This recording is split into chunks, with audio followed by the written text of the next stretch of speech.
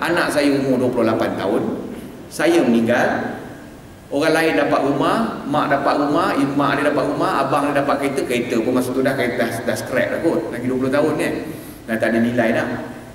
Maka anak-anak ni semua yang dapat motor, yang dapat kereta, yang dapat basikal ni, agak-agak dia setuju tak? Dan kita tahu tak bahawa bila waris kita tidak bersetuju secara niat ataupun secara perbuatan ataupun secara lisan, maka wasiat ataupun pesanan yang saya buat tadi automatik terbatal, berbalik kepada hukum faraid. Maka hak anak saya bongsu ni kata, mak, saya tak setujulah, saya dapat basikal, mak dapat rumah. Maka wasiat yang saya buat nak bagi harta tadi ni kepada anak-anak saya automatik terbatal, berbalik kepada hukum faraid. Maka orang pun tanya saya, habis Cik Azrin, tak gunalah saya buat wasiat? Memang betul. Kalau nak bagi wasiat kepada anak memang tak guna pun, sebab boleh dicabar dan dibatalkan selepas saya meninggal dunia. Sebab itu dalam syarat wasiat ialah tentang pemberian tidak melebihi 1/3 untuk bukan waris. Yang itu tak boleh cabar, yang itu waris wajib ikut. Sebab itu ditolak dulu sebelum faraid. Macam mana timbul wasiat 1/3? Itu riwayat Al-Bukhari, sabda Rasulullah SAW. Sa'ad bin Abi Waqqas, jeneral perang yang bertanggungjawab bawa masuk Islam ke negara China, ada banyak harta rampasan perang. Pada masa tu dia tanya Rasulullah, ya Rasulullah, dia hanya ada seorang anak perempuan, Sa'ad bin Abi Waqqas. Boleh tak aku wasiatkan semua harta? Maksudnya dia nak bagi harta dia kepada siapa? Untuk fi sabilillah. Dia tak nak bagi kat, kalau boleh dia tak nak bagi kat anak dia. Sahabat Rasulullah semua nak bagi dia kan, fisabilillah. Maknanya 100% harta dia nak bagi untuk jalan Allah. Rasulullah cakap apa? Jangan. 1/2. Rasulullah cakap jangan. Dan last sekali baru dia cakap 1/3. Rasulullah kata ya boleh. Dan itu pun sebenarnya dah banyak. Sebab adalah lebih baik kamu tinggalkan waris kamu dalam keadaan kaya daripada kamu tinggalkan dalam keadaan miskin meminta-minta. Sebab kalau saat dia akan bagi semua, anak dia 1 sen pun tak dapat ke? Pada masa tu anak dia akan meminta-minta dan buat fitnah kepada orang ramai, bapa aku banyak harta tapi tak bagi kat aku. Nampak? Sebab itulah timbulnya wasiat 1/3. Tapi hari ini disebabkan kita banyak tengok drama tu, itu yang kita ingat wasiat ni sebenarnya nak bagi harta kepada waris. Jadi ini kategori-kategori mereka yang sangat memerlukan perancangan ataupun memerlukan pengagihan. Pasangan suami isteri yang tak ada anak, dah kahwin 15 tahun Allah tak bagi rezeki. Saya jumpa di Shah Alam, rumah punyalah besar, 6 bilik. Kat Shah Alam, Masya Allah, saya kata duduk berdua, 6 bilik, maid ada 2. So 2 bilik maid punyalah. So ada 4 bilik lagi available, 1 dah dia suami isteri ambil, ada 3 lagi bilik yang kosong. Rupanya dia letak kucing dia dalam bilik.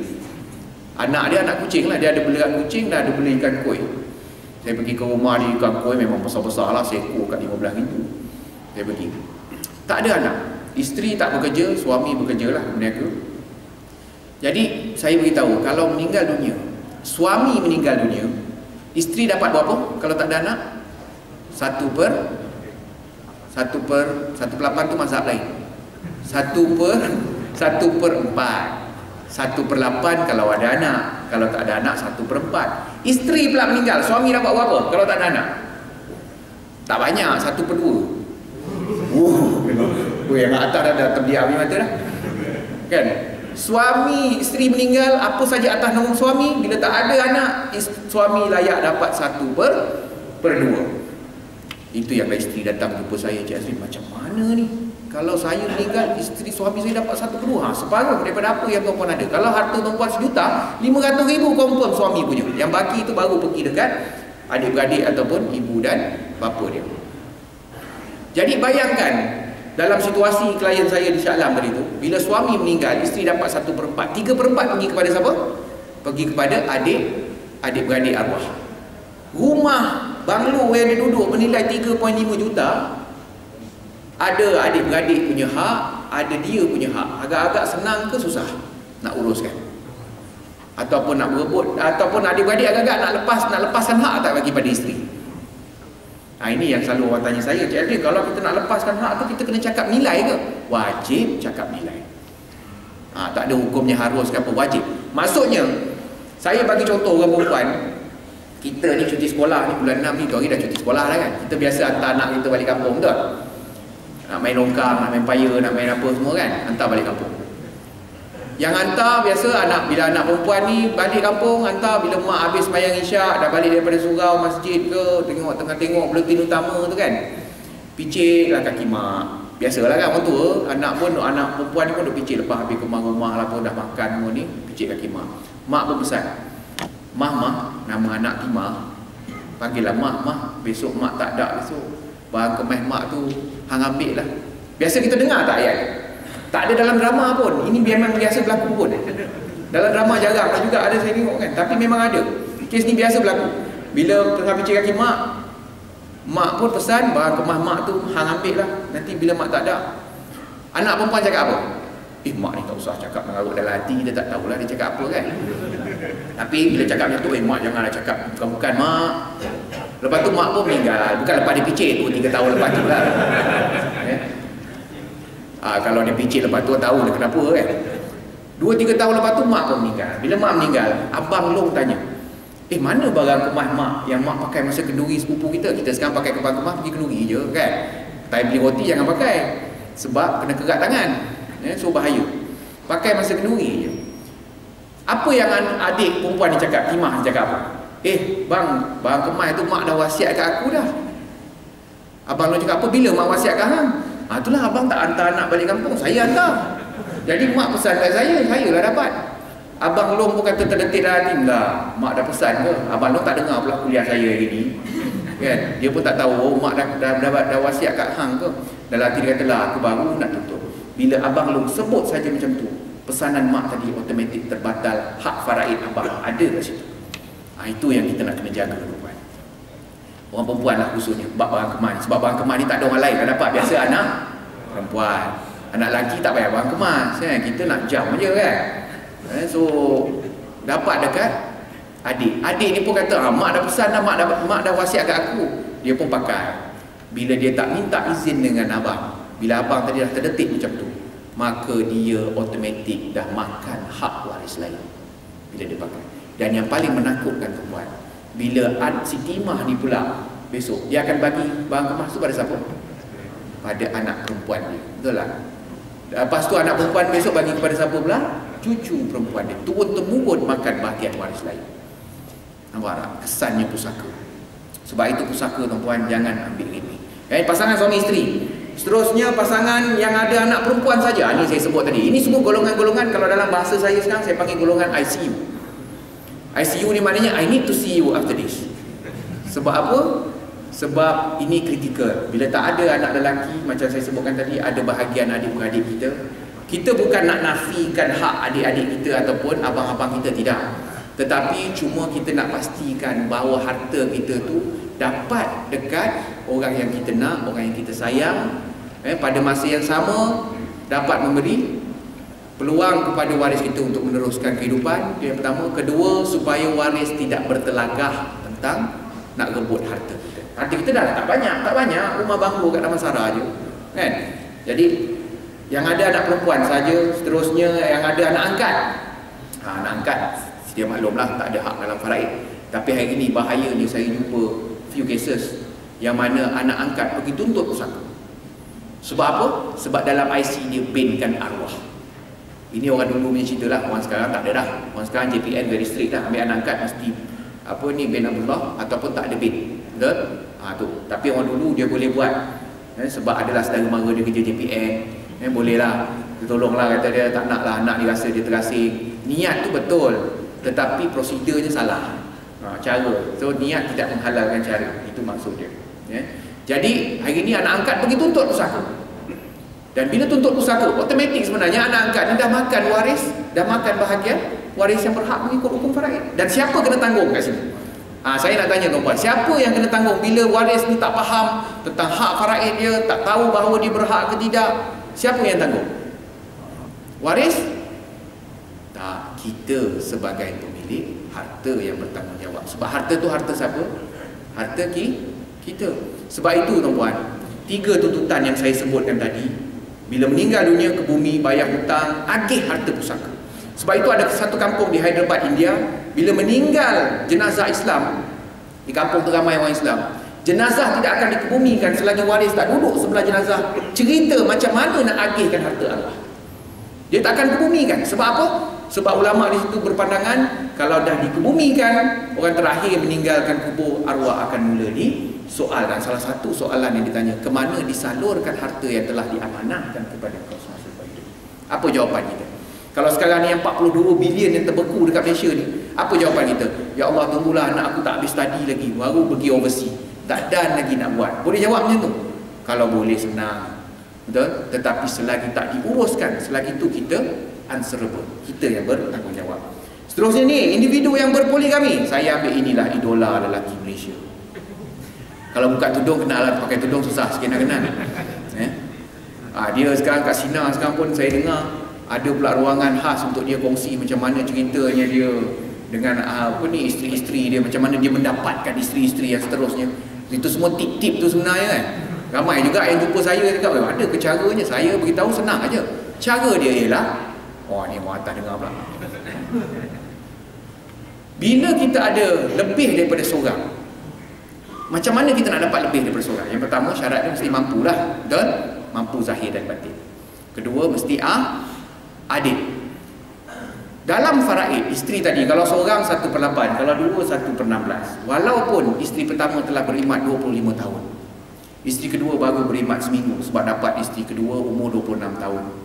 Salur darah tak cukup besar untuk mempam darah tu naik ke jantung dan pecah atas sebab-sebab tertentu, meninggal selepas seminggu. Jadi atas sebab ini, bila meninggal saja suami, apa saja yang di atas nama suami, termasuk rumah yang didiami oleh isteri pertama, isteri kedua ada hak tak? Ada. Kalau rumah tu nama isteri, nama suami lah. Betul? 1/16 bahagian. Dan confirm isteri pertama rumah banglo, kereta paling besar, betul tak? Isteri kedua rumah kecil sikit, rumah teres ataupun semi-D, kereta kecil sikit. Itu yang biasa isteri keempat pakai kancil tu kan, sebab dia ikut ranking. Betul? Tetapi semua harta tu dibeli atas nama suami, sebab suami yang mampu. Betul? Suami yang berkerjaya, yang ada bisnes dan sebagainya. Jadi bila meninggal, isteri yang muda sekali, yang bongsu, yang keempat tadi, boleh tuntut tak rumah isteri pertama? Boleh. Sebab dia ada 1/32 bahagian. Betul tak? Kat situ. Jadi kat sini. Sebab itu kalau nak buat, nak dapat lebih daripada satu, tip dia yang paling senang ialah bahagi harta untuk isteri yang pertama secukupnya. Maksud saya tu peruntukkan supaya dia takkan lalui proses-proses berebut-rebut dengan madu-madu pahit dia ni. Tak payah berebut. Tadi dia itu confirm dia punya, dan insya-Allah dia buka lah pintu rezeki untuk kita. Pasangan yang ada anak lelaki dan perempuan. Tadi kata yang ada anak perempuan aja, ni anak lelaki dan perempuan pula. Ini kalau kita ada niat nak bagi harta kita sama rata. Maksudnya saya macam sekarang saya ada 2 lelaki, seorang perempuan. Saya nak bagi sama rata. Walaupun dalam faraid dah sama lah tu. Sama rata. Tak sama, sorry. Dalam faraid anak lelaki dapat 2 bahagian lebih daripada anak perempuan. Saya nak bagi sama rata supaya dia orang tak ada rasa cemburu dan sebagainya. Dan dalam fiqh, hukum bagi harta sama rata kepada waris hukumnya sunat. Maksudnya kita tak nak supaya waris tadi bergebut ataupun iri hati. Individu yang tak berkahwin, ni bujang, ni alamak tua tu imam, usia 64, gadis 26 tahun. Ni dia kata saya pasti salur darah dia cukup besar lah. Dia dah masuk belon ke, dah masuk apa benda yang patut supaya ni. Suami isteri yang ada anak OKU. Kita sekarang ni ada anak OKU. Kita hidup hari ni, kalau anak kita ada anak OKU, kita ada insya-Allah terjagalah. Kalau kita tak ada, besok siapa nak jaga anak kita yang OKU ni? Nak harapkan adik-beradik? Belum tentu lagi.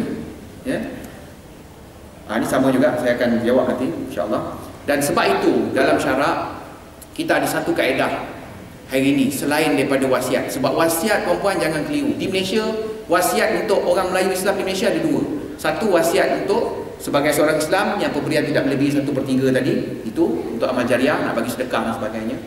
Kedua, wasiat pentadbiran yang tuan-puan buat dengan bank muamalat, dengan amanah raya berhad, dengan bank trustee, dengan apa saja trustee yang ada di Malaysia ni, yang itu dipanggil sebagai wasiat pentadbiran. Bila wasiat pentadbiran, maksudnya bismillahirrahmanirrahim, saya Azrin Sabiri, nombor IC sekian ni, dengan ini melantik syarikat amanah sebagai wasi dan pemegang amanah saya.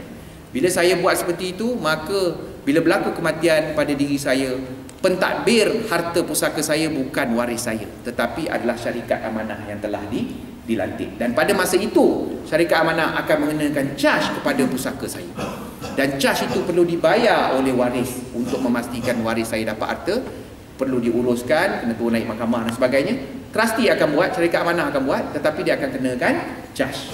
Itu wasiat. Tetapi kalau tuan-puan nak bagi harta untuk sesiapa saja, tak kira waris ke bukan waris ke, kalau tuan-puan tak ada idea nak bagi siapa, boleh bagi pada saya. Saya akan terima. Ini dipanggil sebagai hibah. Instrumen ni yang paling famous sekali di Wasiat Shop hari ni. Kita dah ada lebih kurang 26,000 orang pelanggan, dah 10 tahun beroperasi daripada tahun 2004. Hari ni kami dah buat macam tu. Oh, ni bateri habis kan? Padam. Saya buat macam tu. Kami bantu orang kita untuk buat hibah, sebab hibah ni sangat kuat. Definisi hibah, pemberian atas dasar kasih sayang. Ini yang saya masukkan tadi. Saya pernah jumpa orang buat hibah sebab dia benci. Pelik tak peliknya manusia ni. Dia buat hibah sebab dia benci. Dia datang jumpa saya, Cik Azrin, saya nak buat hibah. Kenapa? Saya nak buat hibah kepada abang saya, kepada adik perempuan saya, sebab saya bencikan abang saya. Maknanya dia tak kena tu. Ada benda yang tak kena kat diri dia. Saya kata, puan, sebenarnya kalau puan buat macam gini dah salah sebenarnya. Sebab puan buat hibah bukan atas dasar kasih sayang, bukan sebab sayangkan sangat adik dia tu sampai dia nak bagi harta, tak. Tapi sebab dia bencikan abang dia, sebab dia takut abang dia dapat harta. Jadi dia nak bagi dekat adik perempuan. Jadi hari ni saya jumpa macam-macam kes orang nak buat hibah. Pada masa yang sama, orang selalu keliru. Adakah hibah saya perlu buat pindah bilik? Betul? Hari ni orang kata hibah, kalau tuan-puan pergi dekat pejabat agama, kat pejabat tanah, kata nak buat hibah, dia akan bagi tuan-puan borang 14A. Tahu borang 14A? Borang pindah bilik harta. Kalau dia orang macam saya tak pernah jumpa lah borang 14A tu, sebab kita rumah dalam hutang ni. Kalau yang kita dah tak ada hutang, baru kita jumpa borang 14A tu macam mana. Borang 14A ni borang pindah bilik harta. Yang itu bukan hibah tuan-puan, itu hibah. Sebab apa? Sebab bila dah bagi, dah transfer, boleh tarik balik tak? Tak boleh. Ini yang berlaku dekat seorang pelanggan saya, dekat pelanggan lah, orang yang jumpa saya lah. Saya bagi kuliah dekat Jasin Melaka baru ni. Dia jumpa saya, dia kata, Cik Azrin, apa yang Cik Azrin cerita dalam ceramah tu memang dah berlaku kat saya. Saya dah buat pindah milik kepada anak saya, dah buat transfer. Sebab masa tu anak saya cakap dengan saya, abah, besok abah sakit, besok siapa nak uruskan kebun sawit abah, rumah abah, siapa nak pergi bayar quick rent, nak bayar cukai dan sebagainya. Jadi abah transfer pada saya akan uruskan semua. Dan duit ladang ni abah jangan risau, sebulan saya bagi RM2,000 pada abah. Siapa ibu dan ayah yang tak percaya anak? Angkat tangan. Yang tak percaya anak, angkat tangan. Tak ada, kita semua percaya, betul tak? Anak pun bagi janji manismu pada kita, kita pun termakan. Dan bila kita termakan, dia pun pergi pejabat tanah dan transfer. Bila transfer, satu hari tu, pakcik ni tengah baca surat khabar, hari Minggu, hari Ahad pagi, dia tengah baca surat khabar, ada orang datang. Assalamualaikum, kata dia. Siapa pula ni, pakcik tanya. Saya datang nak tengok rumah, kata dia. Tengok rumah? Kenapa? Ni iklan ni kata rumah ni nak jual, kata. Terkejut beruk pakcik. Terlepas surat khabar dia kata. Tengah pegang surat khabar terlepas, dia terfikir, macam mana pula rumah ni jual? Rupanya dia dah transfer kepada nama anak dia 5 tahun yang lepas. Jadi anak dia sekarang terdesak duit, anak dia meniaga, terdesak duit, terpaksa jual rumah yang dia ada sekarang ni yang atas nama dia. Rupanya lepas tu dia dah iklankan dalam mudah.my.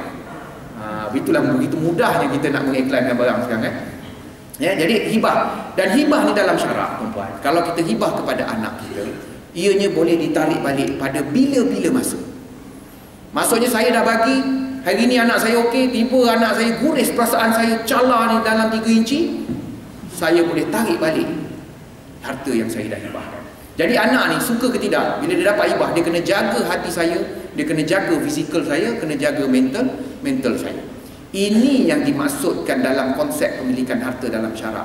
Manfaat harta dapat pada siapa? Pemilik harta. Nampak tak? Jadi orang pakcik ni pun cakap, seorang pakcik lain ni saya jumpa, dia kata, habis tu Cik Azrin, kalau saya bagi hibah pada anak saya berebut-rebut lah nak bodik saya. Saya kata, Masya Allah, tak nak ke anak bodik? Kan? Anak ni nak bawa pergi umrah, anak ni nak bawa pergi Perth, anak ni nak bawa pergi Makassar dan sebagainya, Mahalus ke apa benda ke. Nak merata, dia kata berebut lah. Itulah saya maksudkan dengan manfaat harta dapat pada kita. Sebab anak ni dia ikhlas tak ikhlas nombor dua lah. Betul, itu antara dia dengan Allah lah, dia jawab lah. Tapi kita dapat manfaat harta tu, betul tak? Semasa kita hidup, dia akan jaga kita. Itu maksudnya. Dan harta yang boleh dihibahkan ini je. Kalau ada tanah, kalau ada kebun pisang aja yang boleh hibah, sebab ada gambar kebun pisang di situ. Harta lain tak boleh. Maksudnya di sini hartanah. Apa saja hartanah boleh dihibahkan. Barang kemas, akaun tabung haji, ASB. Kalau tuan-puan nak hibah, boleh pergi dekat pejabat ASB, dia ada buat hibah. Tahu kan? Dah baca paper semua. Kereta boleh, tapi kereta yang dah habis bayar. Dah habis bayar tu pun kena tengok juga kereta apa. Kalau Bentley okey. Kalau less than that, saya rasa tak payahlah. Sebab nanti bila kita meninggal nanti mungkin nilai dalam 200-300 ya, timbang gaji. Ini kalau kita pindah milik harta kita. Ni dapat tanah ibu terbuang. Ini yang saya kata bukan hibah, ni hibah. Sebab itu bila buat hibah, dalam syarak, dalam fiqah, membenarkan kita untuk tarik balik. Hanya kepada anak kandung dan cucu kandung dan cicit kandung yang turun ke bawah. Anak kandung bagi pada ayah kandung tak boleh tarik balik. Suami bagi isteri tak boleh, cerai isteri punya. Tu nak kena jaga tu. Kan? Itu yang isteri pun jaga-jagalah. Kalau balik kan, yang mana yang ada isterinya kat atas, balik kan. Kalau boleh macam masak sedap ni macam ni kan. Maknanya ni nak suruh buat hibah kat dia lah tu. Kan? Sebab itu saya buat hibah peruntukkan kat isteri saya siap. Sebab saya tahu isteri saya hanya dapat 1/8. Tak cukup untuk dia nak besarkan anak saya kalau saya meninggal esok. Nampak tak? Itu maksud saya perancangan tadi tu. Ini contoh perintah hibah yang kita dapat daripada mahkamah. Maknanya hari ni saya buat hibah, saya tak perlu transfer. Saya buat dokumen syarak, dokumen sirah, ijab dan kabul, cukup lengkap ikut rukun hibah dan sebagainya. Saya simpan, bila saya meninggal dunia, dokumen tu dibawa pergi ke Mahkamah Syariah, dapatkan pengesahan. Seterusnya pengesahan ni, perintah inilah yang dibawa pergi ke pejabat tanah, barulah buat transfer selepas itu. Maknanya pindah milik berlaku selepas kematian, bukan semasa kita hidup. Jadi semasa kita hidup kita boleh tarik balik. Sebab apa? Anak ni perangainya mungkin berubah-ubah. Jadi masa pun tak banyak dah. Wasiat. Ini proses yang terakhir. Kalau saya ada 1 juta, ni yang lagu anak saya suka nyanyi tu, kalau aku kaya, kata dia kan. Memang itu sebenarnya kalau kita ikut prinsip lagu tu betul-betul, itulah satu doa. Kita kena nyanyilah selalu, janganlah menjerit-jerit pula satu arah dengan kita kan. Kalau saya ada 1 juta, hari ni 1 juta consist of rumah, account bank, takaful, tabung haji saya, investment dan sebagainya. 1 juta saya dah hibahkan rumah saya kepada isteri saya, sebab saya tahu isteri saya perlukan rumah untuk besarkan anak saya, dan saya tahu dia dapat 1/8, dan saya tak nak isteri saya nanti berkongsi hak dia dengan orang lain, nanti masalah. Saya hibah pada rumah ni. Tabung haji saya 200,000, saya hibah juga kepada dia. Jadi rumah 400,000, tabung haji 200,000. Yang ini confirm isteri saya akan dapat. Yang baki 400,000 lagi, itu adalah pusaka. Itulah yang ditolak. Proses dia tolak hutang. Lepas tu kalau saya ada buat wasiat amal jariah 1/3, ditolak dulu. Last kali baru faraid. Jadi isteri saya dah dapat hibah kat atas, dia dapat lagi last kali baru dapat 1/8. Tak ada masalah lah dapat 1/8 sebab upfront dia dah dapat banyak dah. Ini dari sudut perkiraan. Kalau 300,000 nilai harta yang difaraidkan sebenarnya 63,000. Jadi hari ni saya tengok macam tak ada soalan je, semua macam faham lah kot.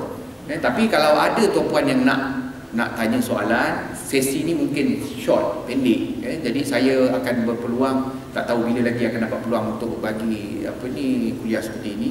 InsyaAllah tuan-tuan dah diedarkan dengan borang tadi tu, boleh isikan nama, nombor telefon, kami akan hubungi tuan-puan. Kita buat consultation personal di rumah, di pejabat, di mana saja, kecuali kedai mamak. Sebab kalau kedai mamak saya lukis untuk faraid, orang ingat saya buat MLM. Sebenarnya saya lukis untuk faraid. Isteri kahwin dengan suami, dapat anak berapa orang, anak cucu berapa orang. Bukan kau cari orang ni, kau dapat 7 orang, kau dapat kau cari lagi 7 orang, tak. Saya cerita faraid. Tapi kalau di kedai mamak nanti orang ingat saya cerita MLM kan. Jadi jangan salah anggap. Saya prefer jumpa di rumah bersama pasangan. Kalau mana yang pasangan seorang lah. Kalau yang mana pasangan tu lebih tu, kita jumpa dengan tuan dulu, lepas tu baru kita jumpa pasangan. Itu biasa yang saya buat.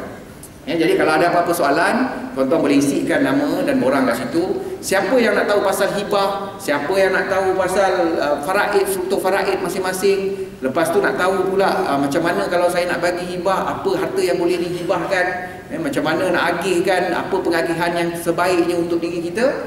Bolehlah berjumpa dengan kita. Nanti kita akan set, kita akan datang ke rumah. Jangan risau, consultation kami tak ada charge. Tapi kalau saya yang pergi consultation, biasanya ada pengerasnya. Pengerasnya bihun goreng sepinggan. Itu yang saya buat. Saya pergi jumpa kat Taman Tun, macam-macam versi bihun saya jumpa. Sebab ramai yang ini. Jadi insyaAllah yang itu yang baik datang daripada Allah SWT, yang kurang datang daripada saya. Sekiranya ada apa-apa permasalahan, sekali lagi boleh isikan borang tersebut. Kemudian serahkan kepada sahabat saya Haji Sufian, dan juga seorang lagi sahabat saya pakai baju merah. Mana dia? Tak nampak, ada di belakang. Nanti boleh serahkan kepada dia ataupun boleh serahkan kepada saya. InsyaAllah kita tunaikan solat zuhur selepas ni. Tuan-tuan nak sambung balik bekerja. Jadi wabillahi taufiq wal hidayah. Wassalamualaikum warahmatullahi wabarakatuh.